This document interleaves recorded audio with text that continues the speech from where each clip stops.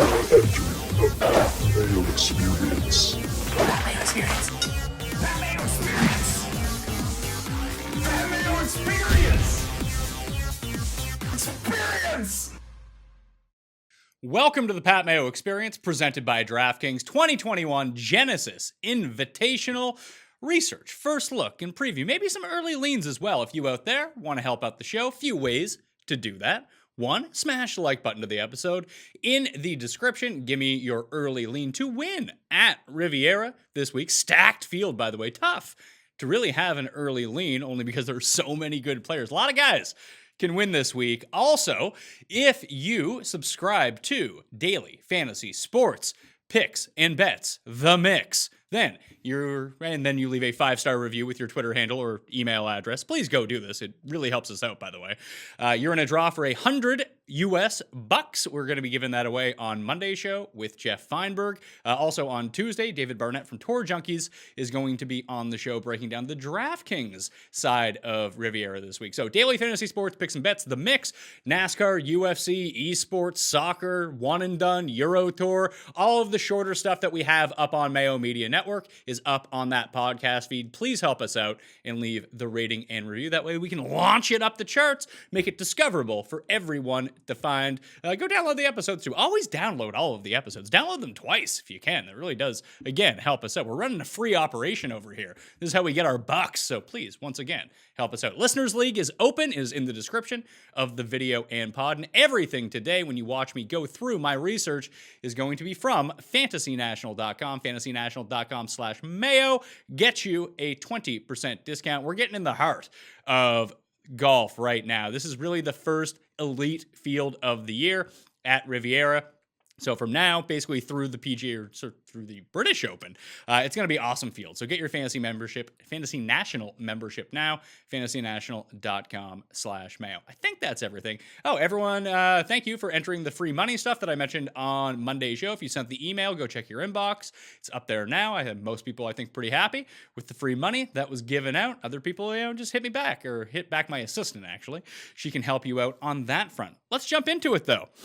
Riviera Country Club, the site of the 2021 Genesis Invitational. 121 players in the field. These invitational fields are smaller than we're used to. So we had 156 at Torrey, we had 156 at Pebble, 132 at Phoenix, only 121 this week, meaning that the 6 of 6 percentage should theoretically be higher unless, the three biggest chalks end up bombing out, and then all of a sudden you have a really low 6 of 6 percentage. But course history has played a lot into it. Correlated courses that we've seen over the year, obviously the Masters, but again, that could just be due to these strong fields that show up to both. But Quail Hollow is one over the years that I've seen crossover leaderboards. My guy, James Hahn, has actually won at both. So that's something to look into as well. If you're just going to try to be picking and choosing, have a tiebreaker between some players. Distance is obviously going to matter a ton this week. It's a longer course. It's over 7,300 yards, a par 71.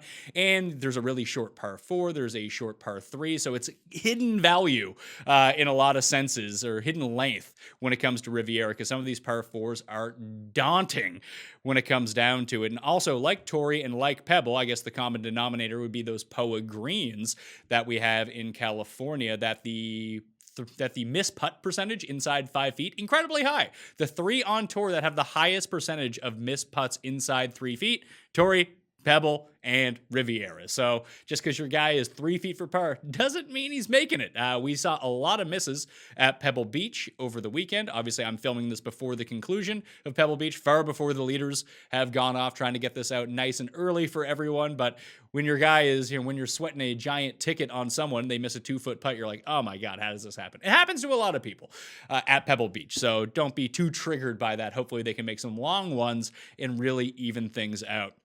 Let's jump over into Fantasy National right now and really get a deeper dive into what's going on. You see the field, if we sort by strokes gained total, Dustin, Xander, Rahm, Thomas, Bryson, all up the top. Generally, this is going to be one of the strongest fields of the year. In fact, it's stronger than some WGC fields, depending on who ends up showing up at those WGC. So at the elites of the field, once we kind of scroll through it, Dustin, Thomas, Rahm, Xander, Rory, Cantlay, Bryson, Brooks, Finau, Morikawa, Matsuyama, Hovland, Wolf, Berger, Spieth, and Adam Scott is the defending champion at this course. Scott, JB Holmes, Bubba, Dustin, Bubba, James Hahn, and Bubba are your winners here from 2020 through 2014. Adam Scott won at 11 under par a year ago. But it's not just the very top of the field that is super enticing and super strong. We also have a loaded middle tier this week as well. So if we just go past the very top end just a little bit, this is where the value plays are really going to come in. Like on DraftKings, it's going to be really hard to construct teams this week because there are going to be too many good options. So you're going to have to let the price dictate that. Obviously, I don't know what the price is right now, so it's going to be hard to make any sort of picks. But in the betting odds, like these guys should come in like 35 to 80, depending on who they are. So the second tier, you're going to see Bubba Watson, who's won here 3 times, Neiman, Nah, Scheffler, Molinari, who's a fucking disaster. See, Kim, Leishman, Cam Smith, Sergio Garcia, Abraham Answer. Who else we got here? Zalatoris, Burns, Henley, Kokrak, Ortiz, Fowler, Varner, Cam Davis, Lonto, Connors, Homa, Gary Woodland, Cameron Champ, Matthew Fitzpatrick is over stateside, the number 20 ranked player in the world for the first time all year.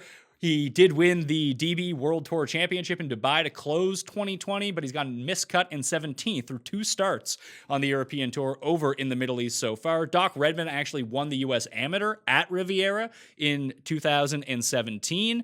Tae-Hoon Kim was granted an invitation after winning the Genesis Championship over in Korea last year. Probably have no real reservations about putting him in. I was hoping Batia would end up in here only because there's been such a crossover for left-handed players. We see, and that's where the Augusta corollary really comes in, that Phil, Bubba, and Mike Weir are the only players, left-handed players, ever to win at Augusta. They've also won multiple times at Riviera in their careers, too. So there is that crossover for left-handed players that we've seen. And Batia, a lefty from California, could end up being pretty good. Not going to lie to you.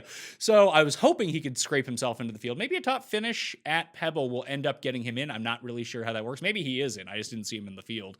But I'd be curious to see where he ends up this week. So if we jump into the stats, overall, let's look at the course conditions and see what we're dealing with here.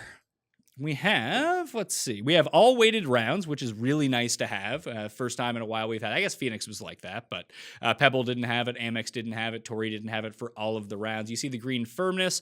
2019 was a bit different. That was also a terrible weather year. If you remember, Justin Thomas had the big lead, but like Saturday got canceled out. They had to play 36 holes on Sunday, so probably throw out that year when it comes down to it. But generally, you're going to see POA greens, firm, difficult to hit fairways, some of the most difficult on the PGA Tour. You better get used to the term Kikuya.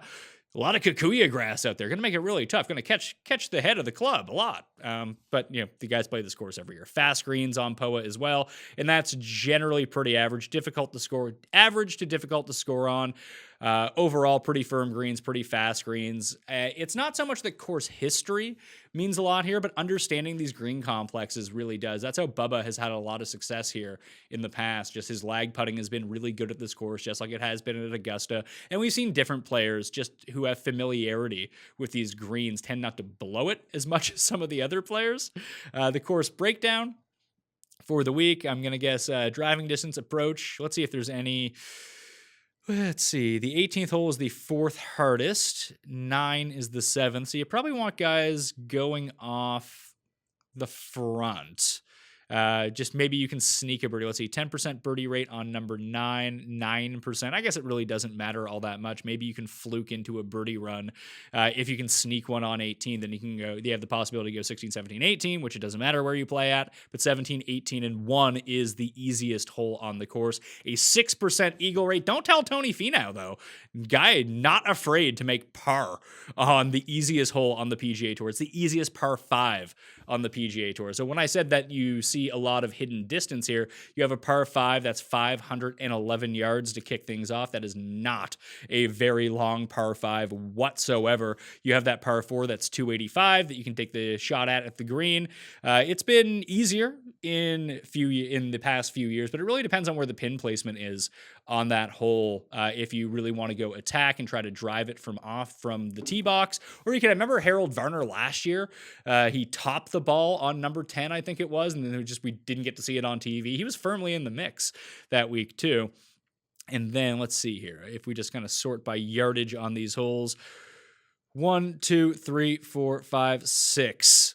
6 par fours measuring between 450 and 500 yards. And there's another one at 446. And you can see first, second, fifth, fourth. None of these holes are easy. In fact, they all basically play over par. 4.28, 4.19. Yeah, none of them play to par. They all play over par. So if you can sneak your way through this stretch of holes and basically play them at even for the week, and you can do your damage on the shorter par number 16, the shorter par 3, and the par 5s, and maybe you can play number 10 under par for the week, and all of a sudden you're looking pretty good. Strokes gained by top 10 finishers at this event historically. As you can see, approach and putting go a long ways, as they do every single week. Around the green tends to mean more than putting to the top 10, though, to save par on a lot of these holes. And again, understanding the green complexes, it's a bit flatter if we look at the top 5 finishers overall, although around the green does seem to mean as much as off the tee. Putting means less, approach means a little bit more compared to each other. And for the winners, approach means more than putting. Around the green means more than driving, which is pretty unique to see, to tell you the truth. I guess if we just look at people who make the cut overall, putting tends to play a bigger factor in that than approach. So you want to have the good putting, obviously, but the approach game is where you really need to be at. If you're not firing with your irons, then you're basically going to have no chance when it comes down to it. Let's see, the whole composition. So yeah, these nasty par 4s. And these are, again, the 450 to 500 are going to be the most difficult on the course. How are the other par 5s play? They're the 3 easiest holes on the course, but the eagle rate is only really in play for number 1, 1.1% at number 11, 0.7% at number 17. So you're just looking to birdie those holes. Although, I guess the par 5 17th, it plays fractionally under par. The birdie percentage is a lot lower than I thought. It's almost the same as number 10, but the bogey percentage and the doubles percentage is far, far lower. You're just going to see a lot more pars on number 17 for your regular par 5. You really need to make your bones on number 1 and get going from that circumstance. Historic cut line.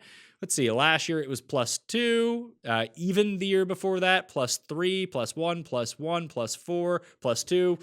I would guess that it probably hovers around that even to +2 line again. Top 65 in ties kind of mellows that out a little bit because fewer people end up making the cut. Driving accuracy, like I mentioned, much lower here, 56% versus 62%. Greens and regulation, that's why around the green ends up meaning so much more. Only a 58% greens and regulation rate versus a 66% at your average tour event. 3 putts per round, higher than average. Average driving distance a little bit lower because you got to pick your spots. You need to really be able to shot shape off the tee, really envision what's going on for yourself. So the green in regulation, at least, proximity to the hole is much higher. It's just you don't hit as many greens in regulation. If we go over actually, we don't need to look at recent results. We kind of know what that is if we've been paying attention every week. Tournament history. As I mentioned, Adam Scott won a year ago. Overall, this is from the past 5 years. Duncan, Harmon, Gay, Champ, Molinari, and Putman, the worst over the past 5 years in this field in terms of strokes gained total. Scott and DJ have made every cut each of the past 5 years and are tied for the most strokes gained total. Then it's Rory, Bubba, and Matt Kuchar. Weirdly enough, this does not seem like a course where Matt Kuchar would do really well. I wonder how he does it. Gotta be putting, right? If you're going to be up here and you're short hitting Matt Kuchar, maybe the long irons have been really good. Genesis, 9.5 strokes putting. Yeah, they'll do it for you. But 3.9 gained on approach the year before, lost, and then putted really well. He was great around the greens in 2017. He kind of patches together. Hadwin's another one here who ends up just playing well every single year. We just look back at last year's leaderboard. Kuchar, Kang, who's made the cut here each of the past 5 years. And so I guess it was those two that are still in the field, at least this time around. So Scott, Kuchar, Kang, Rory, and Bryson, Hideki, Homa, and Damon all tie for 5th a year ago. Where'd happened to Werner? Yeah, Werner ended up down in T13. KH Lee was middling around and last time we saw KH Lee, he was second in Phoenix, and the guy could not make a putt to save his life. So maybe on the lower end of things, Hahn and Lee are two guys to look at in the $6,000 range. Now that I'm saying that, and people look at last year's leaderboard, I'm guessing that they're probably going to be pretty highly owned, but you never know when it comes down to it. We don't know until the DraftKings pricing actually comes out. So let's see, Riviera. Where are we at, Riviera?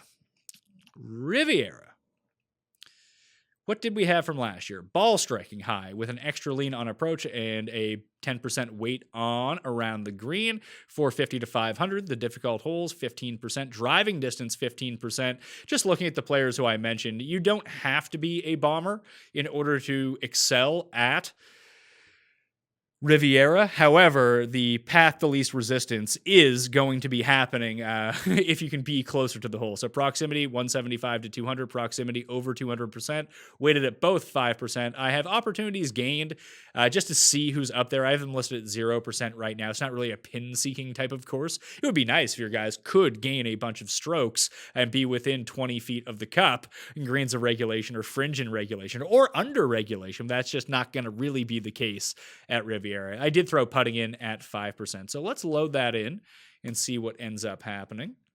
I do want to go back to the course breakdown for a second to look at the proximity ranges because I kind of glossed over that. Yeah, the average shot distribution, 150 to 175, 175 to 200, and 200 plus. So can you hit a long iron is really what it comes down to this week. On your par fours, you're going to see the majority of probably the plurality of the shots, at least from 150 to 200. The 200 plus is more for the par fives, and maybe some of the short hitters. All right, let's see what this spit out. Past 50 rounds in the rankings, no big shocker. DJ, Thomas, Rahm, Finau, Xander, Bryson, Neiman, Varner. How is Neiman? Has Neiman played this course? I don't recall him ever being in. He's on hot fire right now, 2-2 through Hawaii, and we haven't seen him since. 44th in a missed cut at the Genesis a year ago. Interesting to see. So we'll have to dig into him later in the week. Matthew Wolff, Siwoo Kim, and Harold Varner still inside. I'm guessing once this loads in the Pebble stats. Actually, Harold Varner won't be too negatively impacted by the Pebble stats. It's the Spyglass stats that are really going to mess him up. But he probably won't drop down too low. As you can see, the proximity from 200 plus. Still really good for Varner, really good for Wolff. Be curious to see if we shrink down the sample size to, let's say, past 24 rounds to see where these guys end up stacking up from the long iron perspective, at least. Or maybe there's a few other names that come into the mix for us just based on the shorter sample size. Past 50 rounds, depending on the player, could go way, way back. So past 24 rounds, nothing really that much different, but Brooks, Zalatoris are inside the top 5 now. Hovland, Bryson falls down a little bit, as does Varner. Sam Burns does pop up. He ends up in 12th. The Gim Reaper, Doug Gim, ends up in 15th. Where's that all coming from? Approach, around the green play. Morikawa's back for the first time since Hawaii. He did play overseas. The putting has been really bad for him, but obviously, we've seen him spike on some POA greens in the past, and he is the best player in the field over this range from 175 to 200, and from over 200 yards. He is 21st in this field. So let's see who really stacks up the best with those long irons. It's Morikawa. So let's say top 25 for both. Morikawa and Woodland, Zalatoris, John Rahm, Cameron Davis, Carlos Ortiz, Harold Varner III. Neiman is top 30 for both of them. Thomas is top 20 for both, as is Adam Long. Really, Adam Long. Would not have guessed that. John Augustine is top 25 for both in 12 rounds of action, although that's against much weaker competition. Rory McIlroy is just on the outside. He's 26th from 175 to 200, 9th from 200 plus. Hovland is just outside as well, as he leans better to beyond 200 yards than anyone else. Wesley Bryan, who does have a top 5 finish at this course, actually hits his long irons pretty well too. So interesting to see some of these guys pop up. Who's the best from 450 to 500? We got DJ, Thomas, Brooks, Hovland, Xander, Piercy, Norlander, Burns, Hoffman, Fitzmagic, and Matt Jones. Kokrak has played well at this course in the past. So James Hahn also pops up on this part. Adam Long inside the top 15. Ricky Fowler. Jesus, Ricky Fowler. Wish he'd be better, especially when I bet on you. I never bet on Ricky. I've bet him back-to-back weeks, and he's been an absolute train wreck. Just I keep getting enticed by all those odds. Who else would be up there? Fratelli is inside the top 30, as is Lonto, the Herminator. That's kind of surprising.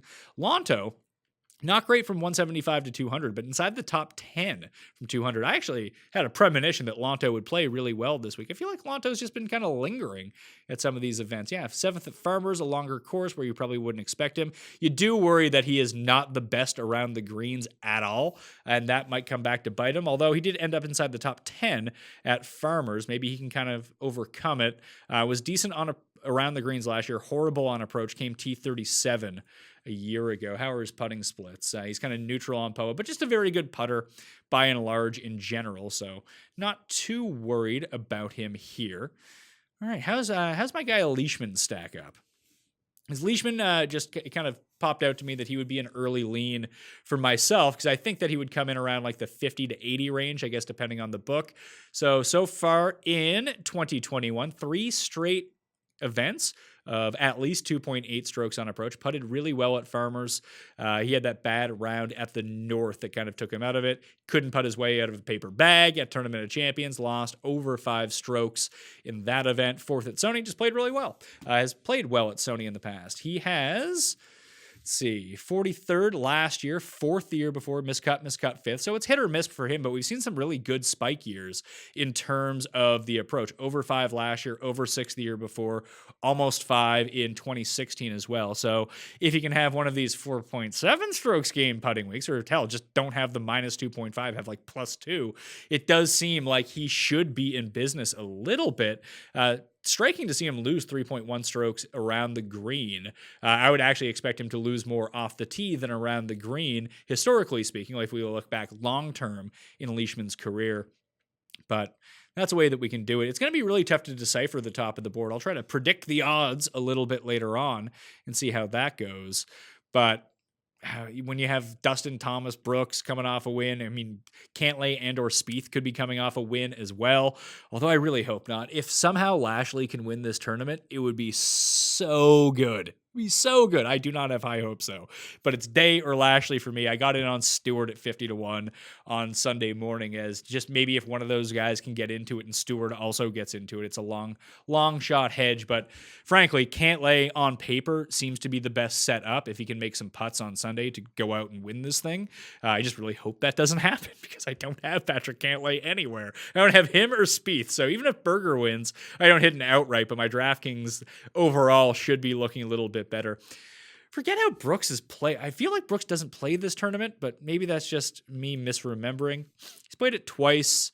Actually played really well last year. Couldn't putt, couldn't chip, but the ball striking was really good. T43.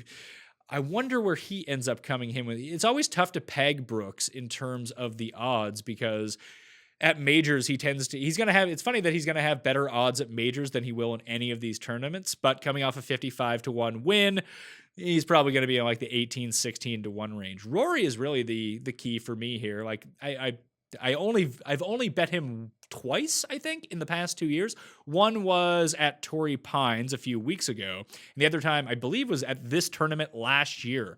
I think each of this tournament, each of the last 2 years, I've bet Rory, but maybe I should just stop taking him on POA. Just like play Bryson instead. See how that ends up going. But with Hahn winning here and JB Holmes winning, both those guys were long shots, so it's going to be really tricky to figure out what's going on. Anything else I want to look at? Who's been best at approach? Let's just take a rolling look at the model over time. Oh, I don't want to go to custom. Where do I want to go here? I want to go to rolling report. That's the one I want to go to. And I want to go to custom model. And I want to call this, let's go all records. There we go. See how that turns out for me to see if we can find someone who's rising up or maybe someone who's just having a bit of a decline in the short term, but does rate out very well for Riviera. I'm guessing that will be Bubba. Bubba will appear much higher in the long form than he does in the short form. Let's just look up Bubba. He's 21st, 32nd, 14th, 17th, 21st, and 38th. I don't know if they'll hang a number, honestly, on Bubba Watson that is super appealing. If you get a 50, you bet the 50. If you get a 45, you bet the 45. The guy's won here. We know if it's ever going to be a Bubba year, Bubba's going to start winning at the courses that he generally wins at. I think 40 or over, I'm probably in on Bubba. I have to see the rest of the board, though. It's hard to make that call right now, really thinking about it. If we look back at the past 100 rounds overall, Thomas gets progressively worse as we go through it. I mean, if we just take Phoenix into consideration, before that he was fine, but he would be number one. Dustin, Rahm, Brooks, Finau, Matsuyama, Scott, Rory, Xander, Cantlay, and Morikawa. I mean, Morikawa's won me so much money, I probably just have to, blindly go to him. And Rahm in California too is always a really good play. Don't remember how he's done here. I think he's only played it twice, never missed a cut, but Genesis, 17th and 9th. Those strokes gained putting, pretty impressive. He's really covered up some bad iron play the last 2 years. Very interesting, but get him on POA, get him in California. That's usually our guy, John Rahm, to play around with here. Tringali is much better long-term than he has waited out recently. He's on a downswing. Woodland is starting to catch himself back up a little bit. Did not play very well in Phoenix, but had a much better round 2 than he had round 1. Sometimes that's all it takes for guys to get back into the swing of things. Connors, don't know really what to make of him at this course. I guess he could really heat up with the irons, but I don't know. He's someone that I like long-term for the year. How's Scheffler at this? Scheffler, long-term rates out 35th, and he's 68th, 80th, so got it kind of back. How did he perform at this course? It might be a nice week. I guess Zalatoris has played a lot of golf. 30th at Genesis last year, missed the cut the year before that. Zalatoris really does kind of stick out to me as maybe people will finally be off of him. Maybe his price will get corrected just a tiny bit, so that will be curious to see what he comes in at. Damon played really well here last year. Molinari, I bet you his numbers go down. Stupid Molinari. Cam Davis in the short term rates out like the best in the field, and he's having a pretty decent week at Pebble. If he finishes off strongly, that could be a spot to go to. Sergio is like captain old school course history here. Shocked to see Casey not in the field this time around. 37th, 49th missed cut, but before that, 4th, 13th, and 4th. How was Sergio overseas? Sergio played okay overseas. He got the win in the swing season. He's putting with his eyes closed. Has been bad stateside since the Shriners and Sanderson Farm, though. You don't like to see, the 4.7 strokes lost putting. That's pretty typical for Sergio. The around the green has really been saving him. Is there any around the green players, just by and large, that we can look at who might end up just kind of popping up? We'll look at past 36 rounds, strokes gained overall. We'll take a look at around the green. Maybe there's some hidden value around the green. See, Kim, and he has a top 5 finish of this course. Varner is up there. Cantlay, Spieth, Noren, Fowler, Shelton. I guess last time we saw Shelton, he'd been, at Torrey Pine, Shelton was playing really well. I don't think that he played all that well at Pebble, although he may have, or at Waste Management. I think he made the cut, though. Yeah, he was 53rd at Waste Management. Hadwin, he made the cut the last time that we saw him at Wampo, 18th at Farmers. Those approach numbers are just god-awful, though. I don't know what's going on with him right now. But if he can rediscover his irons, it might be Hadwin season all again because the putting has returned for him. Generally puts really well on POA historically, as we've seen. The around the green game has been back, better than it was before. He's driving the ball pretty well so far, at least in the past 2 events that we've seen him. But I just wonder about this approach rate. That's 1, 2, 3, 4, 5, 6, 7, 8 straight events where he has lost strokes on approach weighted rounds. And then there would be 10 of his past 11 that he has lost strokes. Geez, that's not very good. Let's just sort out Riviera by itself, Riviera CC, and just take a look at the putting splits to see if anyone just kind of weirdly pops up in terms of being decent putters at the course over time. We'll sort this by average round, so it gives us some of the short-term guys, some of the long-term guys. McCarthy, Wyndham Clark, Rahm all have fewer than 10 rounds. Then it's Carlos Ortiz. Maybe Ortiz is a guy to go to.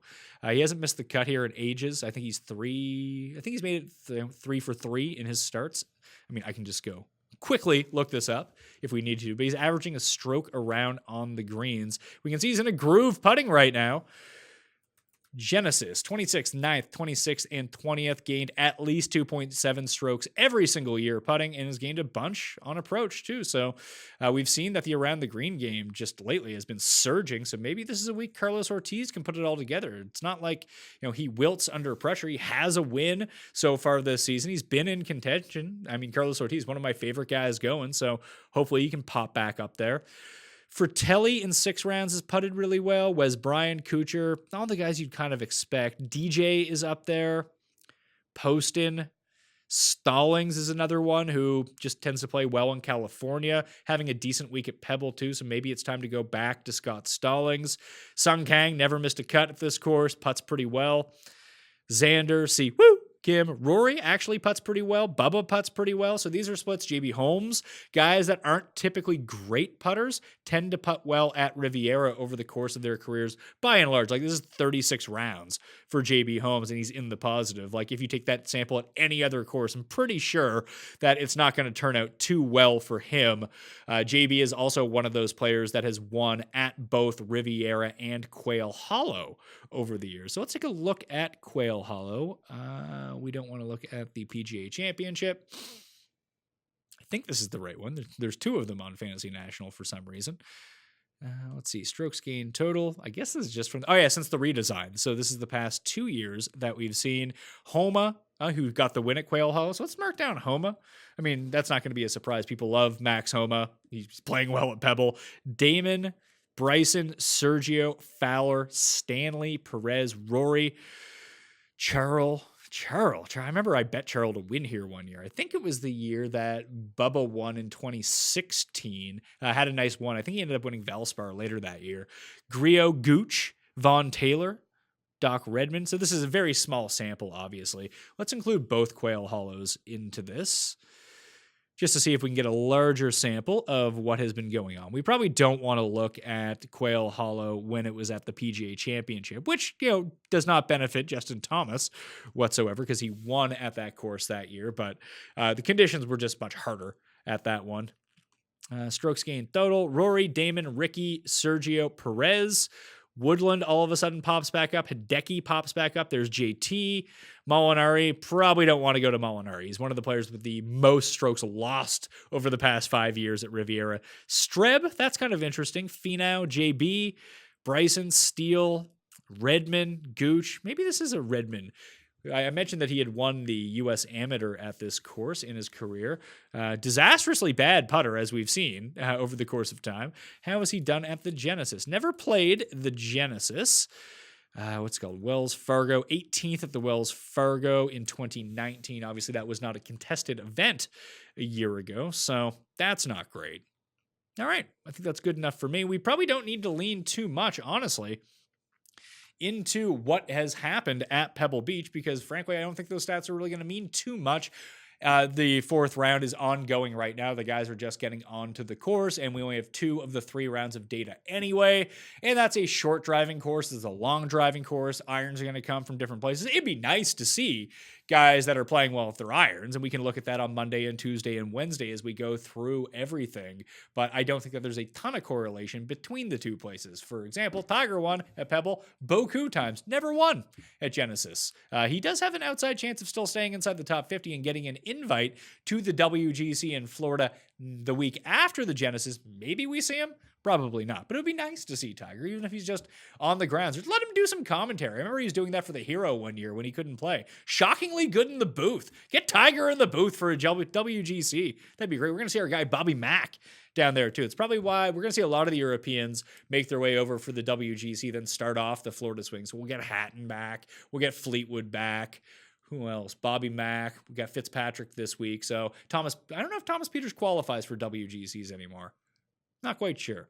Anyway, let's review the DraftKings lineup for the week. I am currently out of the money at the moment on DraftKings. That's never fun to be out of the money. I review my $200 lineup every single week. And as you can see, I made one critical mistake. Well, I mean, playing Harold Varner was a critical mistake, but I was going to play Harold Varner either way. So to walk through my process of this, I had a few different options that I wanted to take. So I ended up going with Molinari over Day, and that is this lineup originally had Day in it. If I had Day in it at the moment, this would be looking much, much better.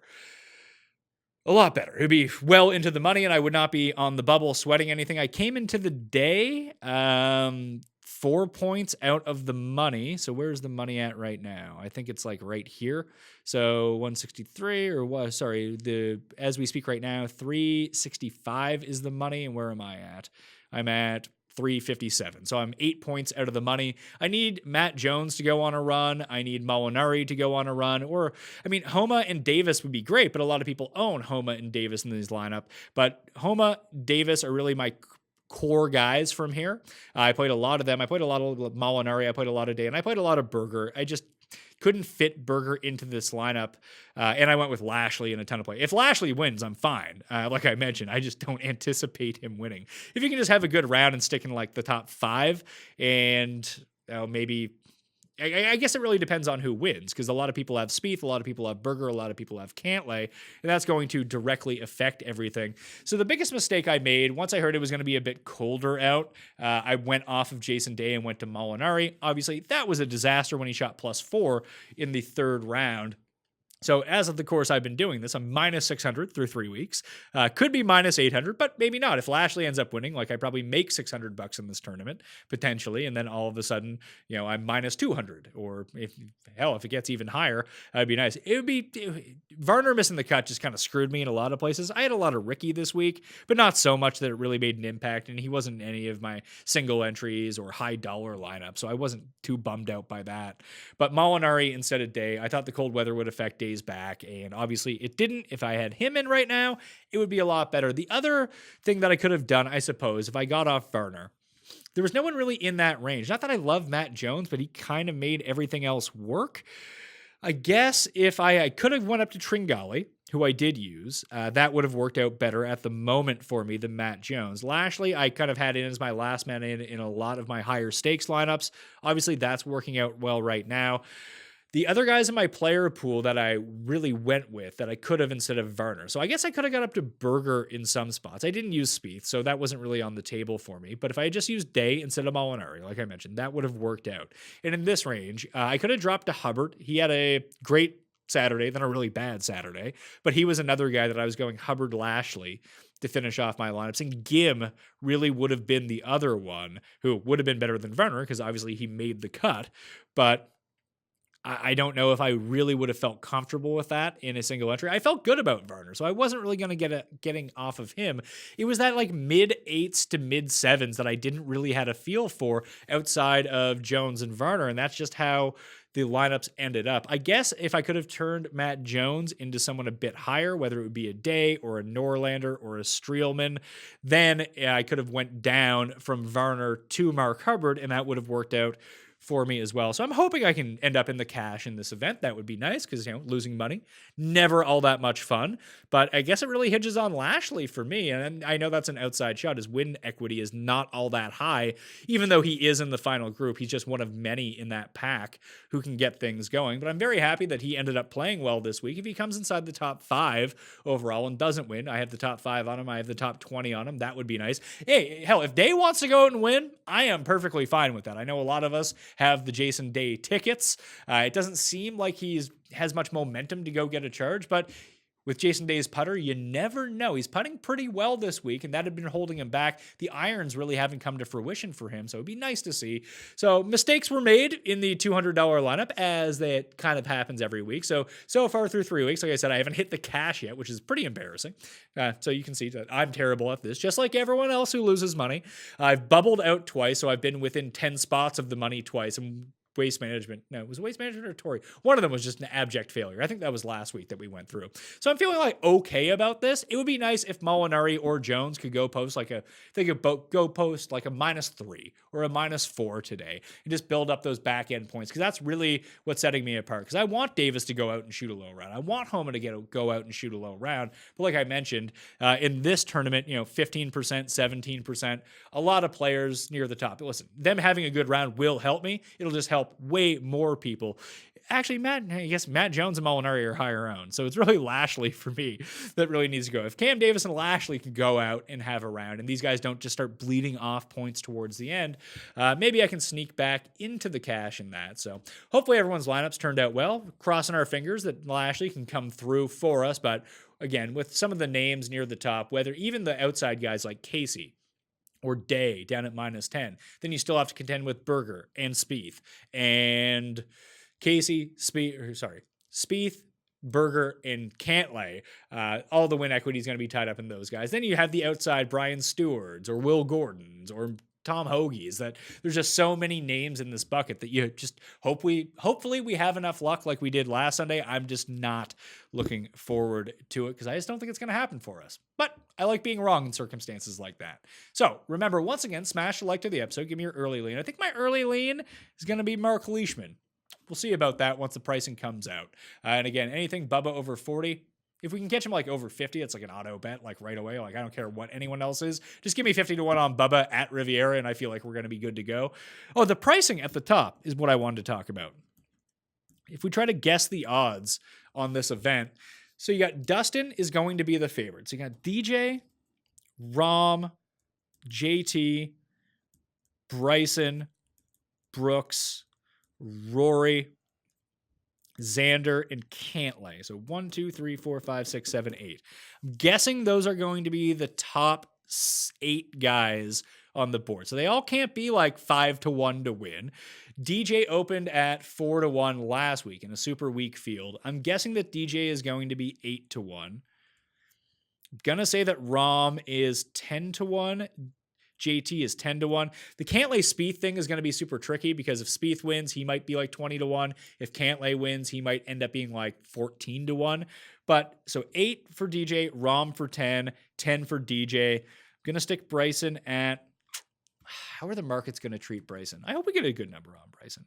I'll call Bryson 12 to 1. Brooks and Rory, I'm going to say they don't give Rory the benefit of the doubt. List them both at 16 to 1. Xander at 18, Cantlay at 18. That means Hovland, Morikawa, Hideki, Wolf. I guess Wolf isn't really going to be on that tier. Scott, Finau, you're probably looking anywhere between 20 and 35 to 1. I'm hoping maybe Morikawa goes like 35 to 1. I would really like those odds, but we're never that lucky. But there's so many good names at the very top of this field that's really going to push down the prices. So the Bubbas and Niemans, probably not but even Siwoo and Leishman and Cam Smith, guys like that might all fall, like I said, between like the 40 and 80 range, depending on where you look, which would be really nice to see coming through right away. So that'll do it for me. Like I mentioned, smash like, early lean, sub to Daily Fantasy Sports, Picks and Bets, The Mix. Leave a 5-star review, something you like, Twitter handle, email address, and you're in that draw for $100 DraftKings dollars. Listeners League link in the description, and become a member at fantasynational.com/Mayo to get 20% off today. All right. I'm Pat Mayo. Good luck this week. Good luck next week. And we'll see you on Monday. Mayo experience! Experience!